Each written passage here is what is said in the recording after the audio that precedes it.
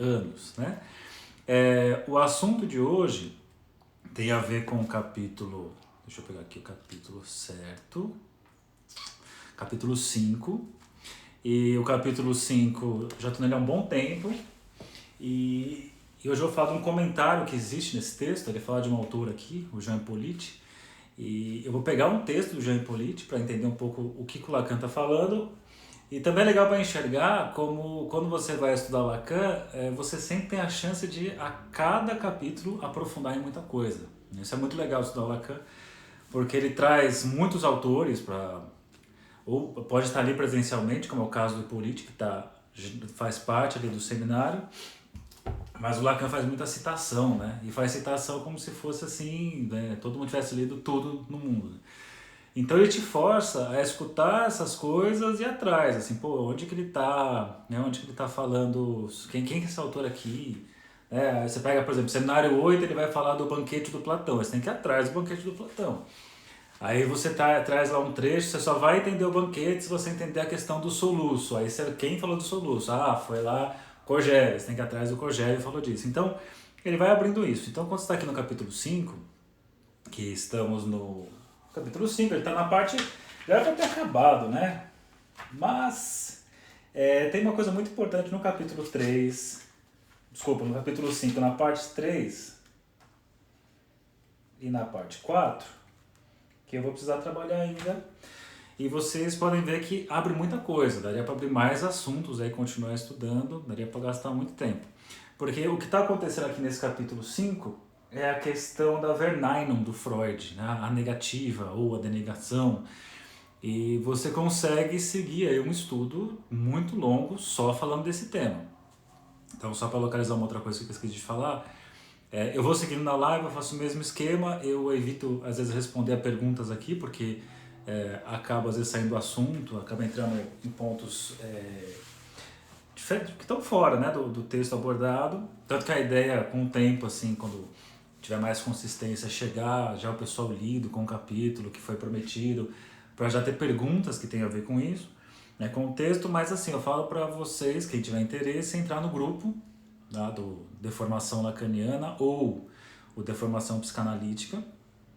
Um grupo é no WhatsApp, Deformação Lacaniana, o outro grupo, o Deformação Psicanalítica, é no Telegram. Você entrar no grupo e daí você colocar suas perguntas lá, né? Aliás, o grupo do Telegram tá bem legal, ele tá bem grande já, e tá bem grandão assim, tem muita gente, tem muito material, o pessoal é muito generoso. Então assim, eu posto PDF, o pessoal posta PDF, então tem um monte de PDF. Então se você quiser entrar, você manda depois eu não sei mandar o link aqui, depois vocês procuram lá, tem na entradinha do meu Instagram, tem meu telefone, você mandar uma mensagem, passa o link do grupo, ou eu posso também postar, né? Posso postar depois tanto no Facebook quanto no Telegram. Certo? Mas procurem lá, e tem o grupo do WhatsApp. O grupo do WhatsApp cada vez mais eu estou deixando de lado, porque o WhatsApp acaba sendo muito limitado. Tem dois problemas que eu não gosto nele, né? Primeiro que é a quantidade pequena de pessoas que cabem no grupo, porque toda hora, às vezes o pessoal quer entrar e não cabe, tem que esperar alguém parar, desistir. E tem outra vantagem, eu não sei se isso é possível, tá? Eu posso estar falando besteira aqui, mas quando você acaba de entrar num grupo do WhatsApp, você não tem acesso ao material anterior que já estava lá. A grande vantagem do Telegram é quando você entra no grupo, você tem tudo que foi enviado, está disponível. Então, se você entrou hoje, você vai poder ler postagem semana passada, de um mês atrás e por aí vai. Certo? Então, no livro, a ideia é seguir seminário 1, Lacan, seminário 1, os escritos técnicos de Freud, e nós já começamos a falar da Verneinung aqui, né? Introdução e resposta a uma exposição de Jean Hippolyte sobre a Verneinung de Freud. A Verneinung, a negação ou a denegação. Estamos falando aqui, para localizar quem está chegando agora, o Lacan se posicionando. O Lacan tem uma crítica séria aos pós... Não, nada é pago. Meus cursos pagos, eu falo, curso pago. Que aliás tem também, quem quiser.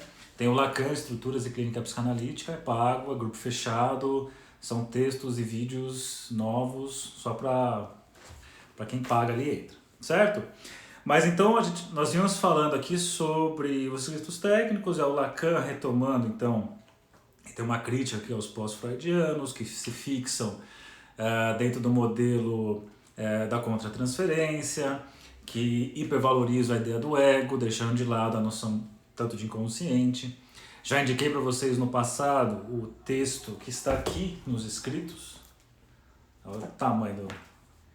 que é o texto chamado Função e Campo da Fala e da Linguagem, que é um texto, assim, talvez um bom lugar para começar a ler o Lacan, né? Se você nunca leu o texto dele mesmo, porque ele aborda muita coisa e começa com uma crítica que é muito importante para a gente, que vai dizer que a psicanálise tem um eclipse, né?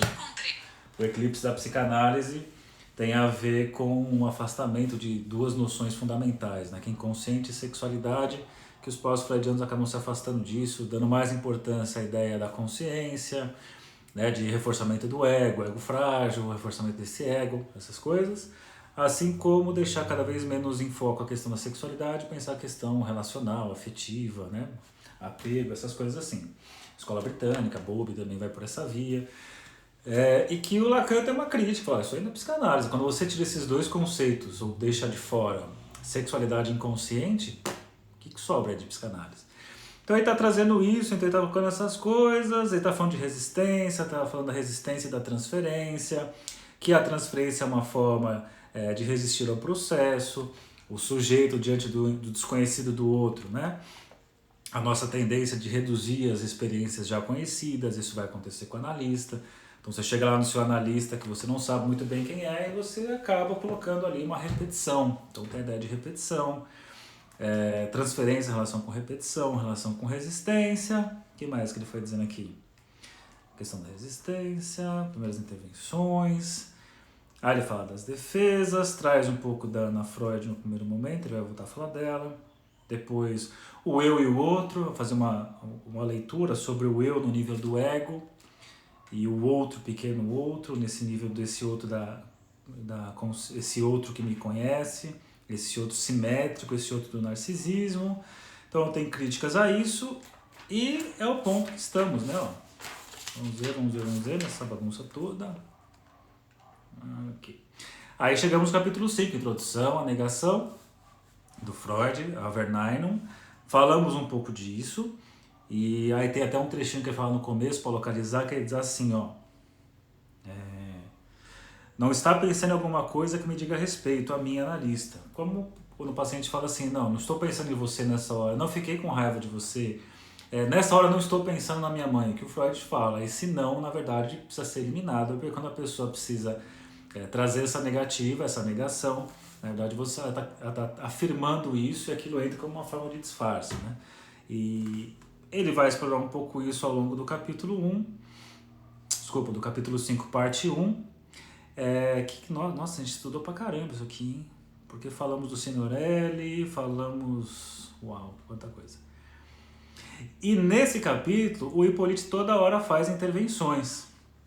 E você fica assim, mas que raios é? Quem é raios? O Jean Hippolyte. E ele fala no final do 2, para introduzir o texto de hoje, que é aqui, ó.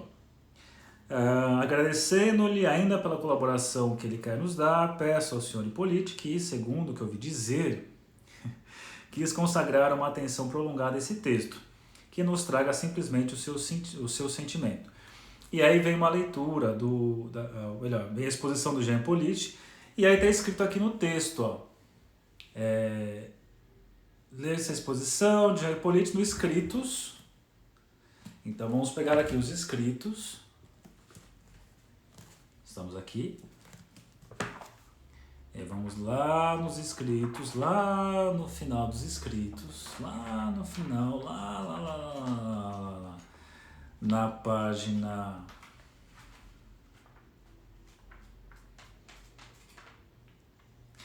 Na página 879, no apêndice, né? Apêndice 1, 879.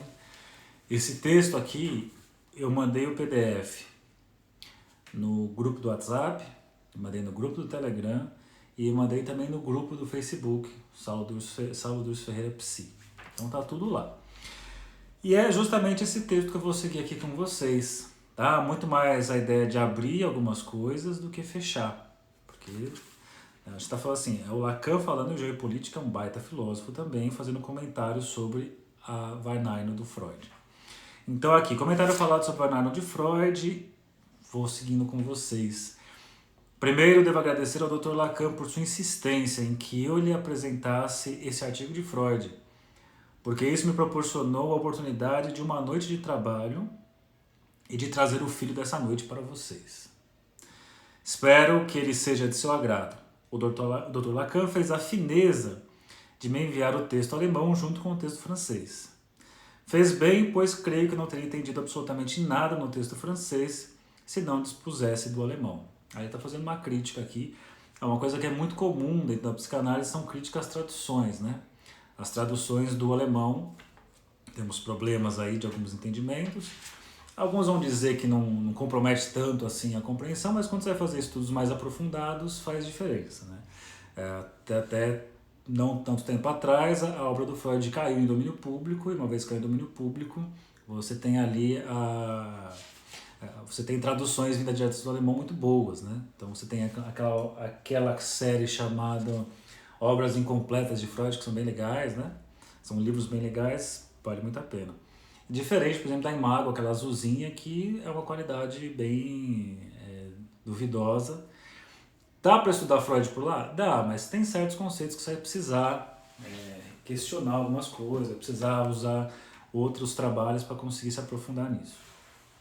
Por exemplo, a ideia de, quando se traduz a tribe, ao invés de por pulsão, traduzir por instinto, isso tem consequências que dentro de uma releitura lacaniana tem problemas, né, quando você pensa na tribo como instinto. Então, vamos lá. Eu não conhecia esse texto. E aí o Lacan mandou para ele, falou assim, lê esse texto aqui e apresenta para a gente. Ele é de uma estrutura absolutamente extraordinária e, no fundo, extraordinariamente enigmático. Veja só, Jean Hippolyte, amigo ali, aluno do Lacan no seminário, dizendo que o texto é enigmático, ele, quem dirá para nós, né, que estamos aqui, pobres mortais, tentando ler esse texto. Sua construção não é, de modo algum, a construção de um professor. Trata-se de uma construção do texto que não quero chamar de dialética, para não abusar da palavra, mas que é extremamente sutil, e que impôs que eu me entregasse com o texto alemão e o texto francês, cuja tradução não é muito exata, mas, enfim, em relação a outras, bastante honesta. Há uma verdadeira interpretação. Acho que é interessante isso aqui, até o que o Hippolyte trouxe. Interpretação, acho que não só no sentido de compreender o texto, mas compreender o que o Hippolyte faz no nível filosófico e como nós fazemos como psicanalistas no nível psicanalítico, interpretações psicanalíticas de texto. Por isso que você tem algumas traduções que, quando você tem o termo melhor descrito, mais alinhado com o que a psicanálise pensa e nomeia, é muito melhor para a gente, muito mais rico, porque em termos de interpretação psicanalítica a gente tem mais... pega uma palavra, né, que tem um peso psicanalítico, pega instinto, pega pulsão, são coisas bem diferentes que dentro de uma concepção psicanalítica lacaniana, a questão funcional carrega uma série de coisas, por exemplo, a não natureza, a não naturalidade da pulsão, e sim uma construção praticamente cultural ali, né? Tudo bem que tem a questão do orgânico que o Freud coloca, mas é alguma coisa que, se você vai ler sobre a ideia que é trazida também da passagem da pulsão olfativa para a escópica, então tinha algo que inicialmente o que atraía os seres humanos, assim como os animais, era a questão olfativa, e que nos animais humanos, sabe-se lá, porque começaram a andar sobre duas pernas, o olfato deixou de ser tão afetado, então a questão escópica, né, o olhar, ficou cada vez mais hipervalorizada, a pulsão passa a ser uma pulsão mais escópica, deixa de ser então olfativa. Se antes o cheiro, eu não tinha dúvida que o cheiro é aquele, eu sei que é aquele, então não tem dúvida, assim como os animais no cio, né, a questão do cheiro é fundamental nesse momento, passa para o nível escópico, e quando eu olho para alguma coisa, que é o novo, a supravalorização da pulsão escópica, eu posso ter os enganos da imagem. E quando eu tenho a questão da imagem, a imagem é muito o ponto de qual você olha. Quando você tem o ponto de qual você olha, você começa a perder assim, até a natureza do objeto, porque pode ser o objeto que é o objeto que me interessa, mas que num certo ponto de vista não o enxergo. Ou até o objeto que não me interessa, mas eu estou num outro ponto de vista que me causa um engano e eu acho que é o objeto. Então, independente de enxergar ou não enxergar, a questão é que quando eu falo da questão escópica, a chance de erro é maior.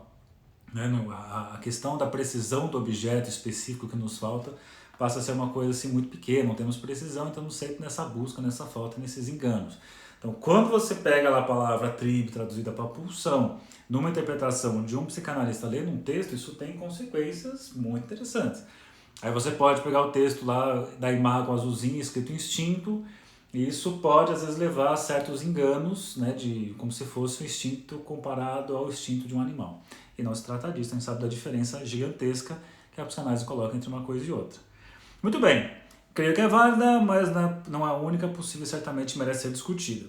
Freud começa por apresentar o título de Ivar Naim, e eu me apercebi descobrindo, depois do Dr. Lacan, que melhor seria traduzi-lo por a denegação. Então, vamos entrar aí no que ele fala. Do mesmo modo, vocês verão empregado mais adiante, esfase Unterverneinen, que não é a negação de alguma coisa no juízo, mas uma espécie de julgar ao contrário. Creio que ao longo de todo esse texto será preciso distinguir entre a negação interna ao juízo e a atitude da negação, pois de outro modo ele não me parece compreensível. O que é legal do Hippolyte, que o jeito que ele escreve, eu acho que ele é muito mais claro que o Lacan, porque o Lacan acho que não faz muita questão de ser entendido, né? Ele vai colocando aquela coisa num nível quase de uma... Ele te coloca a encontrar com o real o tempo todo, de não conseguir fechar em compreensões e sentidos, e o Hippolyte já tem essa ideia, ele vai seguir o texto aqui e uma hora ele vai fechar o texto meio que concluindo, então isso facilita a nossa vida, coisa que o Lacan dificilmente faz, ou quando faz não é de forma clara. Então ele está de novo aqui, ó. Negação de alguma coisa no juízo, mas uma espécie de julgar ao contrário. Creio que ao longo de todo esse texto será preciso distinguir entre a negação interna ao juízo e a atitude de negação. Então, vocês têm que fazer essa distinção, vamos ver em qual momento precisa fazer isso. De outro modo, ele não me parece compreensível. Aí diz assim, o texto francês não põe em relativo o estilo extremamente concreto, quase divertido, dos exemplos de denegação que Freud faz parte, né? Para começar, o que contém uma projeção cujo papel vocês poderão situar facilmente pelas análises realizadas nesse seminário e no qual o doente, digamos, o psicanalizado, diz ao seu analista. Lembrando que o Freud escreve de forma espirituosa aqui nesse texto, sempre muito espirituoso o Freud, que diz assim, o senhor com certeza vai achar que quero dizer uma coisa ofensiva, mas realmente não é essa a minha intenção. Compreendemos, diz Freud, que esse é o rechaço da ideia que acaba justamente de emergir por meio da projeção. Então, isso nós vimos lá no texto, a denegação do Freud, e agora o Hippolyte está explicando sobre esse texto. Então, de novo, o paciente falando, o senhor com certeza vai achar que quero dizer uma coisa ofensiva, mas realmente não é essa a minha intenção. Então a pessoa diz para você, não quero ser grosseiro com você, não que eu te ache um idiota, não que eu te ache uma pessoa... Compreendemos, diz Freud, que esse é o rechaço da ideia que acaba justamente de emergir por meio da projeção. Na vida cotidiana, percebi que quando, como é frequente, ouvimos dizer certamente não quero ofendê-lo com o que vou lhe dizer, há que traduzir isso para quero ofendê-lo. Essa é uma vontade infalível, certo? Então, Freud está dizendo isso, Hippolyte está pegando esse trecho. Quando eu digo assim, olha, não quero te ofender com tal coisa, significa assim, eu quero te ofender com tal coisa. Tentar entender o porquê, né? O que esse não, essa negativa, que é o texto, a negação, a negativa, ou a denegação, e vai ter uma explicação aqui ao longo do texto sobre isso, né? O que isso significa? Então, de alguma forma, isso cancela o recalque, isso de alguma forma suspende o recalque por um tempo, é por aí que o Jean Hippolyte vai tentar caminhar. Mas uma coisa importantíssima para nós em termos clínicos, que eu estou aqui sempre pensando nisso na nossa prática clínica. Então, quando a pessoa diz não se trata disso, né, não é isso, mas vou dizer, você faz uma intervenção, não acho que é isso, não é tal coisa, ou não se trata de não sei o que. O Freud está dizendo, vamos pensar em talvez anular esse não, porque o que vem, na verdade, é a sentença sem a negativa. Bom, então olha como isso aqui já abre umas ideias bem interessantes para pensar na clínica, a forma de escutar. Não é porque alguém nega algo que de fato essa coisa está sendo negada. Mas vamos lá. Mas essa observação leva Freud a uma generalização cheia de ousadia. Que daí cai naquilo. Então toda vez que a pessoa falou não, é sim, é isso. Então aqui, na vida cotidiana, percebi que quando... Tá, desculpa. Mas essa observação leva Freud a uma generalização cheia de ousadia, na qual ele levanta o problema da denegação na medida em que esta poderia ser a própria origem da inteligência. Olha que legal. Ele vai chegar nesse texto aqui, o Hippolyte, no surgimento da inteligência, do pensamento. É assim que compreendo o artigo em toda a sua densidade filosófica. Lembrando que o Freud não era filósofo e ele mesmo dizia que não fazia filosofia ali. Mas o Hippolyte está lendo por essa vertente, por esse viés. Do mesmo modo, ele dá o exemplo daquele que diz: vi tal pessoa em meu sonho. O senhor se pergunta quem poderia ser. Certamente não era minha mãe. Nesse caso, é sistemático. Pode-se ter certeza de que é justamente ela. Ele cita ainda um procedimento cômodo para o uso do psicanalista, bem como diríamos de qualquer um para obter clareza sobre o que foi recalcado numa dada situação. Diz assim: diga-me o que lhe parece, nessa situação, que deva ser considerado o mais inverossímil de tudo, aquilo que, a seu ver, está a 100.000 léguas de distância. Então, uma coisa... essa é uma ideia interessante, essa é uma ideia que até pelo princípio de deslocamento, de deslocar de um objeto para o outro, o investimento libidinal para um outro objeto meio mais avulso, assim, parece que tem uma hipervalorização de uma coisa, e às vezes a pessoa traz assim, isso é muito comum na clínica, que você ouvir. Eu estava falando isso, mas eu pensei uma coisa que não tem nada a ver. E esse negócio não tem nada a ver com o que eu estou pensando, para quem é psicanalista, a hora que você liga assim, opa, vem aí a chave, né? Vem aí talvez um nexo para juntar essas coisas. Então fique atento a isso. Até porque você poderia pensar assim, tá, mas se isso não tem nada a ver, por que você quer falar disso? E às vezes a pessoa diz, não, vê uma outra coisa, não, acho que nem vale a pena falar. E a lição do Freud é assim, não, me fale, ainda que não tenha nada a ver. Bom, não tem nada a ver, mas olha, eu estava pensando, e é muito interessante que, num primeiro momento, a pessoa não vê a relação de uma coisa com a outra. Né? É importante resgatar aqui um termo que o Freud usa, que é o só depois, o a posteriori. Freud utiliza isso, mas acaba não sendo pensado pelos pós-freudianos, e o Lacan pensa isso. Isso é muito importante na nossa clínica, para quem é psicanalista, obviamente, né? De não ter a pressa de querer entender aquilo naquele momento. Então, ainda que você está falando uma coisa, ele ocorra a outra, e você diz assim, mas não tem nada a ver essa coisa com a outra, meio que o Freud dissesse assim, tudo bem, ainda que você não veja que não tenha nada a ver uma coisa com a outra, continue falando, porque lá na frente essas coisas vão se encontrar em algum ponto, vão amarrar em algum ponto. Então o psicanalista sabe disso. Então às vezes o paciente está trazendo, sei lá, traz um sonho, está trazendo um sonho X sobre tal conteúdo, assim, mas mudando de assunto agora, uma coisa que não tem nada a ver, e quanto mais reforça isso, né, quanto mais reforça não tem nada a ver, mudando completamente de assunto, você tem justamente pensar assim, não está mudando nada de assunto, é complementar ao que vai ser dito. Então, uma boa dica aqui que o Freud deixou, então diz assim, de novo, diga-me o que lhe parece, nessa situação, que deva ser considerado o mais inverossímil de tudo aquilo que, a seu ver, está a 100.000 léguas de distância.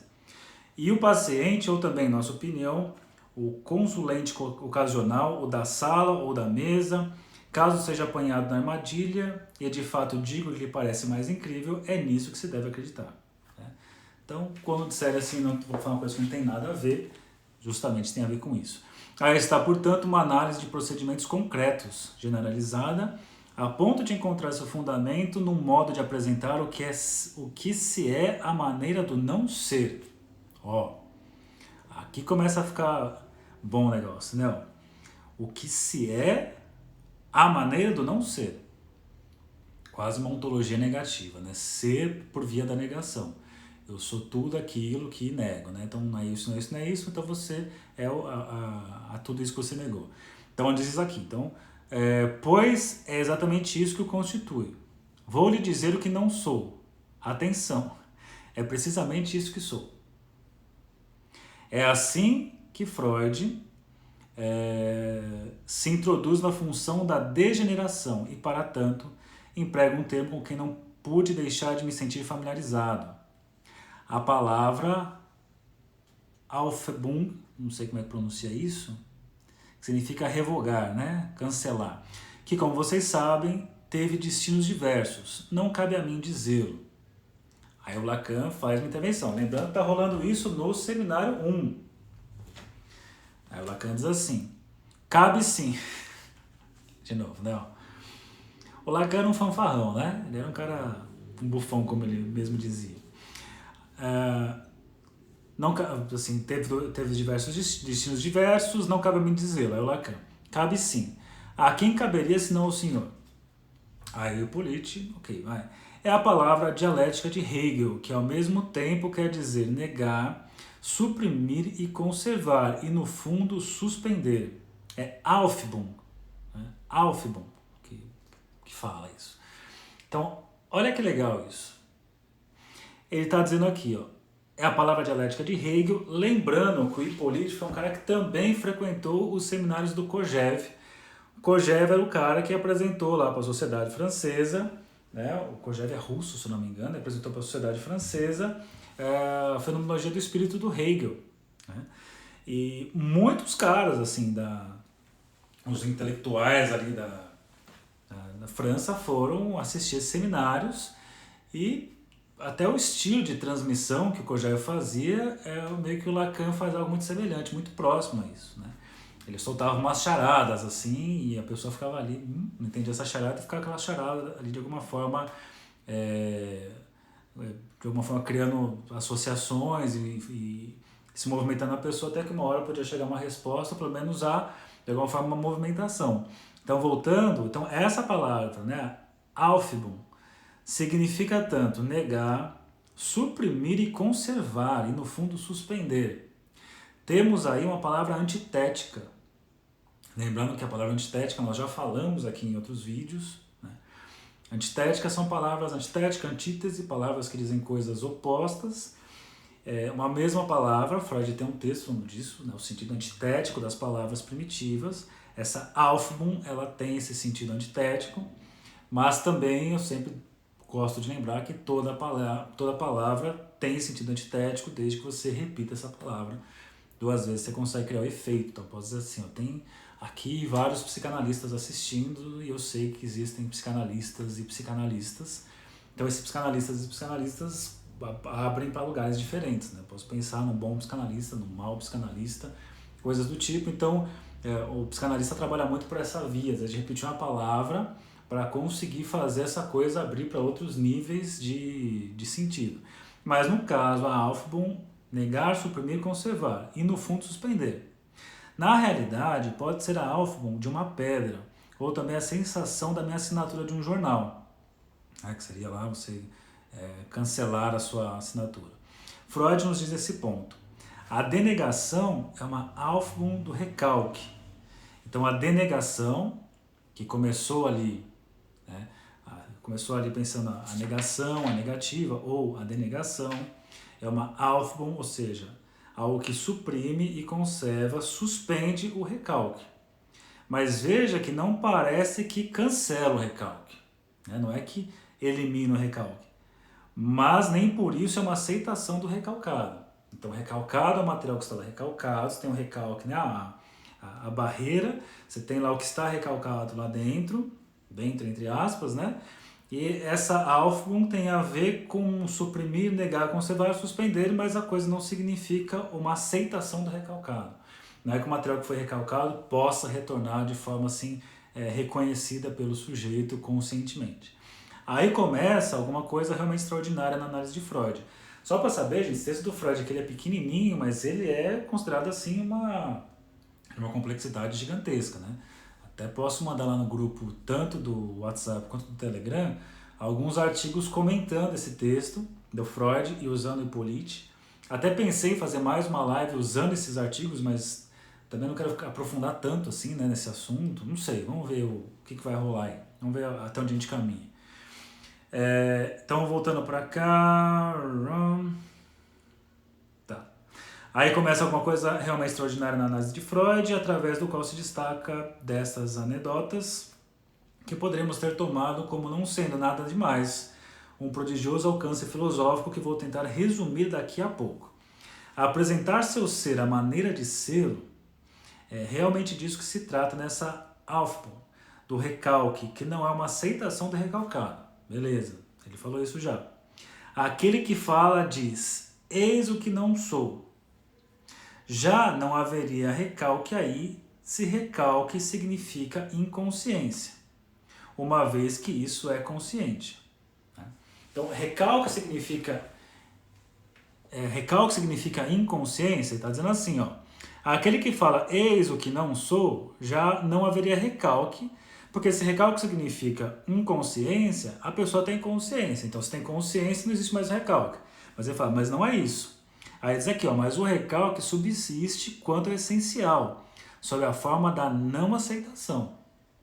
Então, simplesmente dizer eis o que não sou, e bastaria para dizer o que é a pessoa, não significa que isso é o material recalcado. Ponto final. Tem que tomar cuidado por essa via. Simplesmente tirou o não, então é isso que se trata. O Freud fala da anulação do não para levar em consideração aquilo, mas não que aquilo seja exatamente o material recalcado que foi desrecalcado. Teve uma suspensão ali. Mas como teve uma suspensão, é necessário levar as associações. Senão, a gente cai em psicanálise selvagem de novo. Falou uma coisa, cortou o não, então é isso, tá vendo? Você disse isso, tirou o não, então você é tal coisa. Então tudo que você nega é aquilo que você é.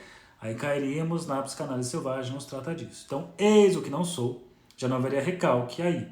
Se recalque significa inconsciência, uma vez que isso é consciente, mas o recalque subsiste, quanto é essencial sob a forma de não aceitação. Aqui Freud vai nos conduzir em um processo de extrema sutileza filosófica, com o qual nossa atenção falharia grosseiramente se deixasse passar, na irreflexão de seu uso corrente, essa observação a que Freud se atém, a de que aqui o intelectual separa-se do afetivo. Então, olha que legal isso aqui, ó.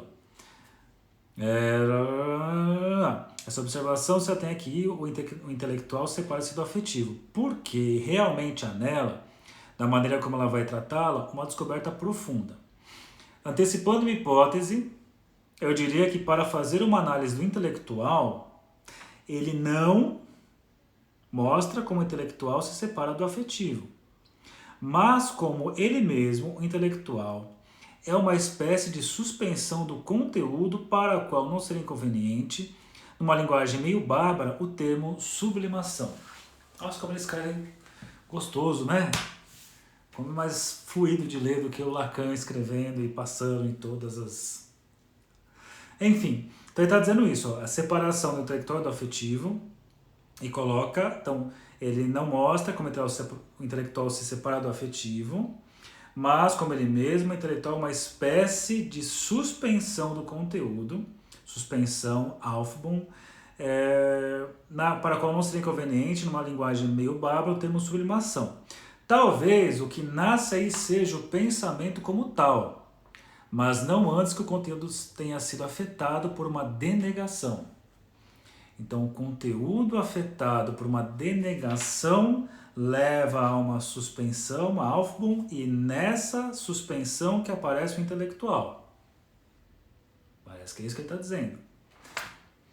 Para lembrar um texto filosófico, pelo que peço desculpas mais uma vez, mas o Dr. Lacan me é garantia aqui dessa necessidade, no fim de um capítulo de Hegel, lembrando que daqui a pouco, nos textos aqui do Seminário 1, nós cairemos na dialética sobre escravo e eu vou trazer o texto do Kojève para a gente trabalhar aqui umas 2 ou 3 lives, né? Por isso que eu falei que esse cenário 1 vai durar assim muito tempo. Então, Hegel trata-se de fazer a verdadeira negatividade, substituir esse apetite de destruição que se apodera do desejo e que é concebido ali de um modo profundamente mítico, muito mais do que psicológico. Substituir, dizia eu, esse apetite de destruição que se apodera do desejo e que é tal que no desfecho derradeiro da luta primordial em que os dois combatentes se enfrentam, não haverá mais ninguém para constatar a vitória ou a derrota de um ou do outro, uma negação ideal. Então, o que ele está falando aqui? Né? Ele está falando da dialética senhor-escravo, que você encontra lá na Fenomenologia do Espírito, do Hegel, que 2 homens numa luta por puro prestígio se enfrentariam até a morte, porém, se enfrentar até a morte, vai ter um vencedor e um perdedor, é de que bastaria matar o outro, se eu matando o outro, perderia aquele que me reconhece como vencedor. Então, preciso manter o outro vivo para que tenha esse reconhecimento. Então, a negatividade, aí tem uma questão que o Hegel faz uma diferenciação, a gente vai trabalhar um pouquinho mais para frente aqui nas nossas lives. Ele faz uma diferenciação do desejo animal e desejo humano, que o desejo animal deseja coisas assim, a negatividade do objeto, então ele pega o objeto, negativa o objeto, come esse objeto, destrói o objeto, e é assim que ele alimenta seu desejo.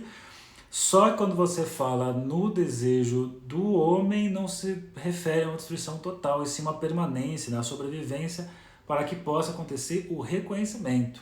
Então, muito do que o Lacan fala aqui na sua obra tem a ver com o nosso desejo de reconhecimento.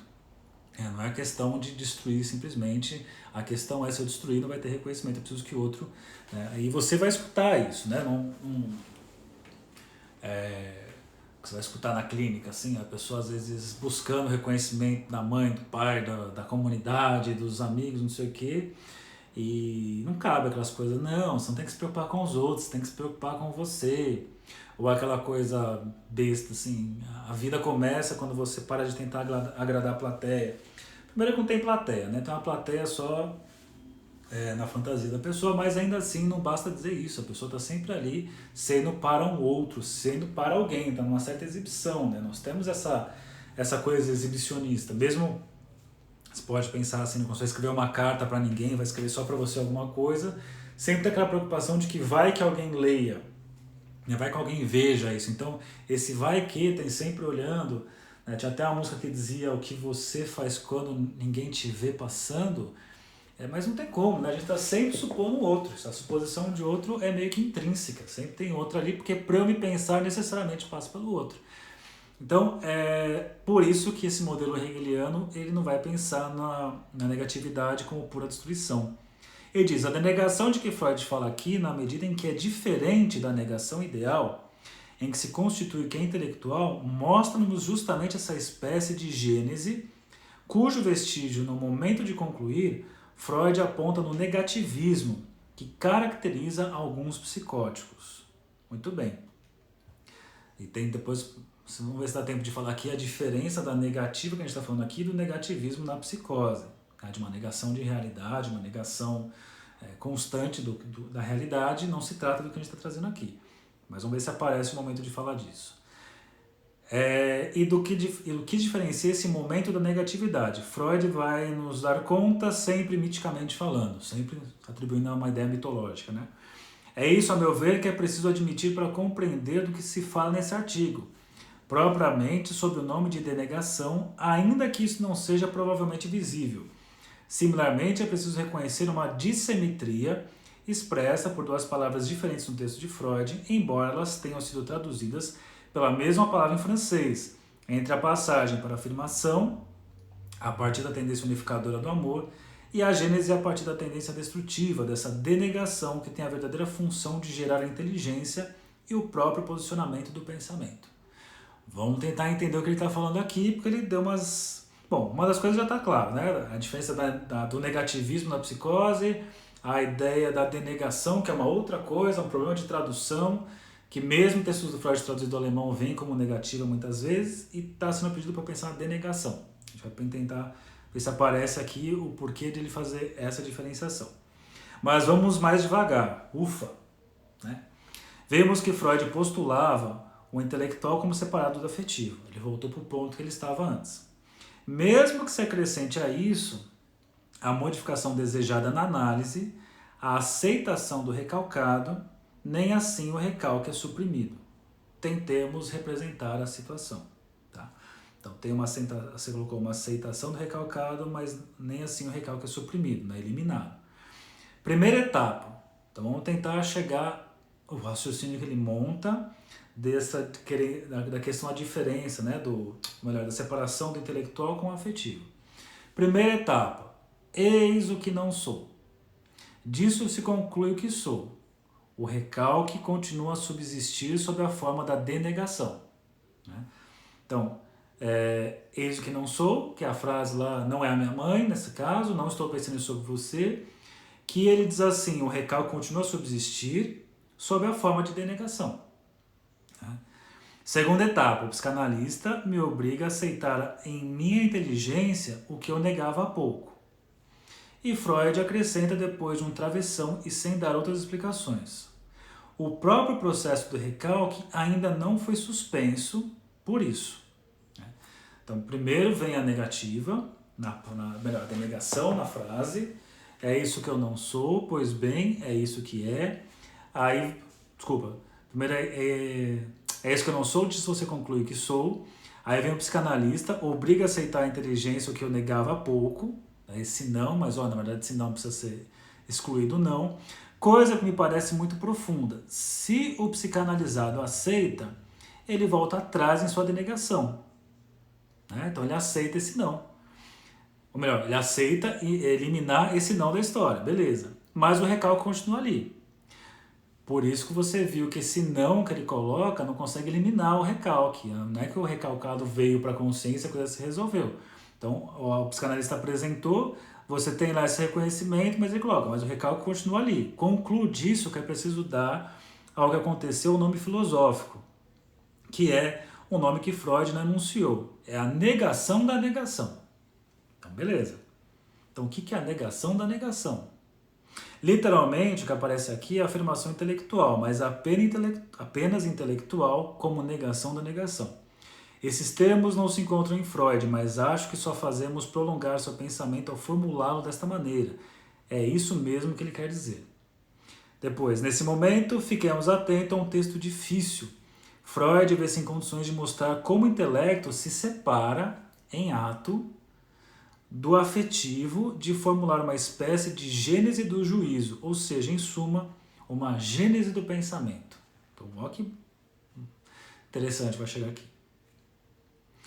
Peço desculpas aos psicólogos que aqui estão, mas não gosto muito da psicologia positiva em si. Lembrando que a psicanálise é uma coisa bem diferente da psicologia em linhas gerais, né? E o próprio Lacan fala da dificuldade assim, que muitas vezes é para o psicólogo conseguir, para o psicólogo, às vezes conseguir caminhar pelas vias psicanalíticas com tanta contaminação que a psicologia causa, né? Então aqui, poderíamos tomar essa gênese como psicologia positiva. Ela me parece mais profunda em seu alcance como sendo da ordem da história e do mito. E penso, pelo papel que Freud faz esse afetivo primordial, desempenhar na medida em que ele engendra a inteligência que é preciso entendê-lo, tal como ensina o Dr. Lacan. Ou seja, que a forma primária de relação a que psicologicamente chamamos afetiva situa-se ela mesma na condição distinta da condição humana. E se engendra a inteligência é porque já comporta de saída uma historicidade fundamental. Resumindo, não existe o afetivo puro de um lado, inteiramente engajado no real, e o intelectual puro do outro, que dele se desvencilharia para retomá-lo. Então não tem essa divisão, o intelectual e o afetivo, né? Então a coisa está ali, inicialmente, no mesmo ponto, juntas. Na gênese descrita aqui, vejo uma espécie de grande mito, e por trás da aparência da positividade em Freud, há esse grande mito que sustenta. Tem que levantar o volume, aqui o áudio está indo. O que quer dizer isso? Por trás da afirmação existe o quê? Existe a Verneinung, unificação, que é Eros. Agora vai começar, vamos lá que vai a trabalheira aqui na frente. Então, de novo. O que quer dizer isso? Por trás da afirmação existe... A afirmação, se você olhar, tem uma nota de rodapé. A Beyahum aqui. Né? Afirmativa. Você tem uma afirmativa, então aqui. Por trás da afirmação, da afirmativa, existe a unificação, que é Eros. E por trás da denegação, a atenção, a denegação intelectual será algo a mais, o que há? Então, se na afirmação existe a unificação, Eros, que aí você pode pensar, você tem que retomar ali Freud, mais além do princípio do prazer, que ele vai dizer Eros, pulsão de vida, ela unifica. E, obviamente, Thanatos é aquela que destrói. Então, Eros está tentando juntar coisas, unificar coisas. E Thanatos tem a ver com separação de coisas. Então, por isso que a gente pode até pensar, alguns vão dizer que o bebê quando nasce, o cuidado materno vai possibilitar essa continuidade, vai possibilitar que o bebê não seja destruído pela pulsão de morte, né? Pela pulsão de destruição, na verdade, por Thanatos, na verdade, né? E que o cuidado materno possibilita essa continuidade. Então temos aqui, essa unificação tem a ver muito com o cuidado materno inicialmente, não que a mãe seja isso, tá? E a gente pode pensar lá mais para frente, quando a gente pensa na ideia da castração, de que essa unificação vai ter alguma coisa que falta, que tem a ver com uma ferida narcísica, talvez fosse algo ali da ordem da destruição. Mas voltando. Então, na afirmação por trás tem a unificação que é Eros. Na denegação, o que há? O surgimento nesse ponto de um símbolo fundamental dissimétrico. A afirmação primordial não é outra coisa senão afirmar. Mas negar é mais do que querer destruir. Olha que difícil aqui. Então ele está dizendo, quando se fala da afirmação, que é a questão de unificar, eu posso pensar na ideia de não afirmar, mas negar não significa, né, só destruir, não é questão só de pensar na pulsão de morte. O processo que leva a isso, que se traduziu por rechaço, sem que Freud se sirva aqui do termo Verwerfung, rejeição, é ainda mais fortemente acentuado, uma vez que ele emprega a... Como é que fala isso aqui? Ausstoßung, que significa expulsão. Então vamos lá. Parece então que quando você fala da afirmação, que é a Beiarrung, você está falando da unificação, você está falando de Eros. Quando você fala da denegação, você não está falando de uma pura destruição, mais do que isso, não é o rechaço, mas é empregada pelo termo Ausstoßung, que significa expulsão. Aí temos, de certa forma, o par de duas forças primárias, a força de atração e a força de expulsão. Ambas, ao que parece, sob o domínio do princípio do prazer, o que não deixa de ser impressionante nesse texto. Muito bem. O juízo tem aí, portanto, sua primeira história, e dele Freud distingue dois tipos. Então, dois tipos de juízo aparecem aqui. Conforme o que todos aprendem dos elementos da filosofia, há um juízo de atribuição. Obrigado, né? Mas eu estou tentando aqui. O pessoal está reclamando do meu alemão, desculpa, tá, gente? Não vou fazer nada, vou continuar falando meu alemão errado aqui. Então, o juízo tem portanto aqui. Conforme o que todos aprendem dos elementos da filosofia, há um juízo de atribuição e um juízo de existência. A função do juízo deve, de uma coisa, dizer ou desdizer uma propriedade, e deve, de uma representação, declarar ou contestar sua existência na realidade. E Freud mostra o que há por trás do juízo de atribuição e por trás do juízo da existência.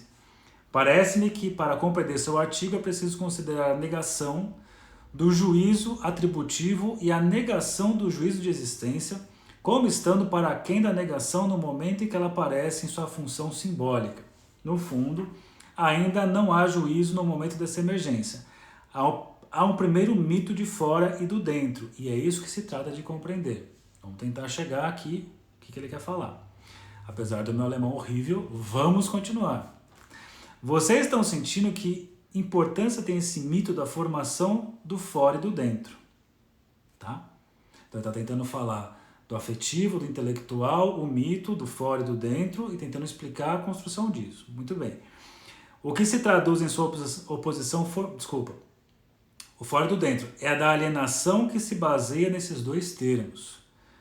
O que se traduz em sua oposição formal torna-se mais adiante a alienação e hostilidade entre os dois.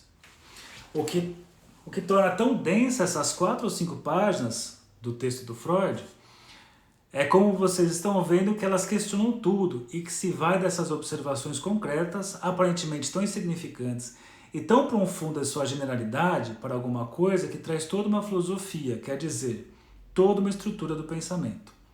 Por trás do juízo de atribuição, o que existe? Então, no juízo de atribuição, existe o eu quero me apropriar, introjetar, ou o eu quero expulsar, os dois movimentos básicos que ele falou ali atrás, né? do que ele falou ali em cima, quando ele falou lá em Simão, não vou falar em alemão de novo, vou tentar falar aqui, ó, o Ausstoßung, a expulsão, né? E a afirmação lá em cima, que tem a ver com a união. Aí depois ele começa. No começo, parece dizer Freud, mas no começo não quer dizer outra coisa. No mito, se não era uma vez. Nessa história, era uma vez um eu, entenda-se aqui um sujeito, para quem ainda não havia nada de estranho. Então aí, lembrando também que nós trabalhamos num dos textos, uns comentários sobre o texto O Estranho do Freud. Então, nessa história, era uma vez um eu, para quem ainda não havia nada de estranho. A distinção entre o estranho e ele mesmo é uma operação de expulsão. Olha que legal isso que ele está trazendo aqui, porque o estranho é uma coisa que você tem um texto do Freud chamado estranho, o infamiliar, que vai trazer lá a ideia do homem da areia, vai trazer aquela coisa de um estranho conhecido, de um desconhecido que de alguma forma eu conheço, ou algo naquela pessoa que você conhece, mas algo de estranho está nela, tem alguma coisa ali, né? Até se você for pensar no texto que é o Homem da Areia, você tem ali o apaixonamento do protagonista da história por um autômato, por um robô ali, que não dá para saber exatamente o que é, ele pensa que é inicialmente pensa que é uma outra mulher, as pessoas percebem, mas ele não vê isso, até depois que ele se dá conta do que é e fica meio que louco com isso, e quando ele reencontra a sua amada do passado, que é humana, chega um ponto que ele questiona se de fato ela é uma pessoa ou ela é um autômaton também, né? Então, essa ideia do estranho, do infamiliar, é uma coisa assim, bem interessante para a nossa prática clínica. Então, a distinção entre estranho e ele mesmo é uma operação, uma expulsão, o que torna possível uma proposição que, por surgir muito abruptamente, parece contraditória por um momento. O ruim é que o estranho ao eu o encontra do lado de fora. É inicialmente idêntico. Então, entre o meu eu e o estranho, inicialmente é a mesma coisa e só depois é percebido como estranho por conta de uma expulsão. Ora, pouco antes disso, Freud acabara de dizer que se introjeta e se expulsa, ou seja, que é uma operação que é a operação de expulsão e sem a qual a operação de introjeção não teria sentido. Aí está a operação primordial em que se funda o que seria o juízo de atribuição.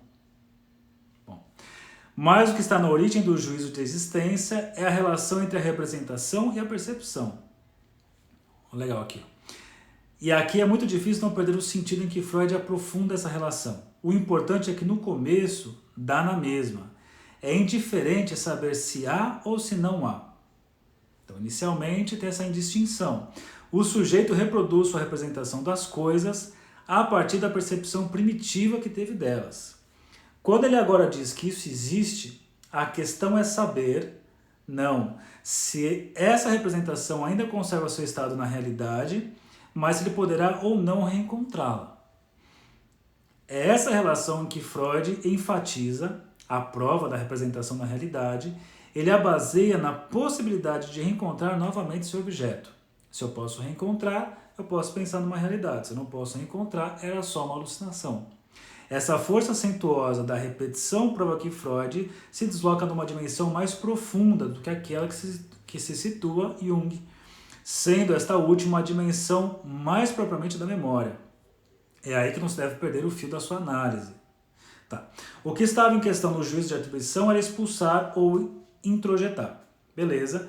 No juízo de existência, trata-se de atribuir ao eu, ou melhor, ao sujeito, isto é mais abrangente, uma representação ao qual seu objeto já não corresponde, mas correspondeu numa volta atrás. O que está em pauta aqui é a gênese do externo e do interno. Daqui a pouquinho vai começar a contagem regressiva, vou ter que parar então. Aqui temos, diz-nos Freud, temos aí, diz-nos Freud, uma visão sobre o nascimento, do juízo, a partir das pulsões primárias. Logo, há nisso uma espécie de evolução finalizada da apropriação no eu e da expulsão do eu que decorrem do princípio do prazer. A afirmação, diz-nos Freud, enquanto simplesmente equivalente à unificação, beleza, é o efeito de Eros, que é o que está na origem da afirmação, por exemplo, no juízo de atribuição. É o fato de introjetarmos, de nos apropriarmos, em vez de expulsarmos para o lado de fora. Começou a contagem aqui, então daqui a pouquinho vou ser cortado pelo Instagram. Com respeito à negação, ela não emprega a palavra Satz, mas a palavra Nachfolge. Errei meu alemão de novo, desculpa, Romy. Mas o tradutor francês a traduz pela mesma palavra que Satz. O texto alemão diz: a afirmação é o Satz da Verneinung, e a negação, aí tem um monte de palavra que eu me lasco, Nachfolge, da expulsão ou mais exatamente do instinto de destruição. Bom, meu tempo vai acabar aqui, eu vou ter que parar, porque é o seguinte, vou tentar falar rápido aqui, porque o Instagram vai acabar, no Facebook eu consigo manter. O que está rolando? A gente está falando aqui do capítulo 5 da parte 3, do comentário do Jean Hippolyte, tem 40 segundos. E ele está falando da questão da negação do Freud, mas para preferência por chamar de denegação e não negação. Na parte 4 do capítulo 5, o Lacan dá uma continuidade e traz o Homem dos Lobos sobre a ideia de negação pelo ponto de vista da psicose. E tem uma diferenciação.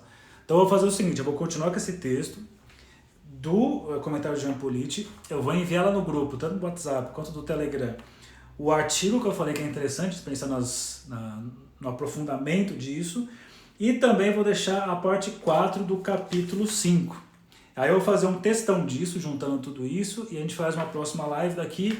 Semana que vem é Freud, depois é Winnicott, depois outra semana.